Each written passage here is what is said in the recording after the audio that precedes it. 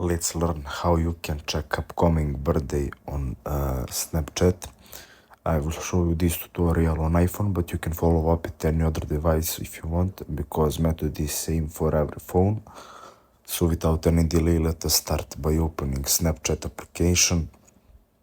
Now you want to click on your profile icon in top left corner, and this will open your profile.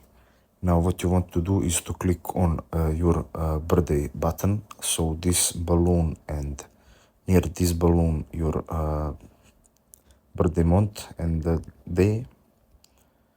And as you can see, this will open birthdays tab, and it will show you upcoming birthdays for every person you have on your friend list. You can scroll down and check who is upcoming and more birthday that are not so close to this date. So that's it. Thanks for watching and see you in the next video.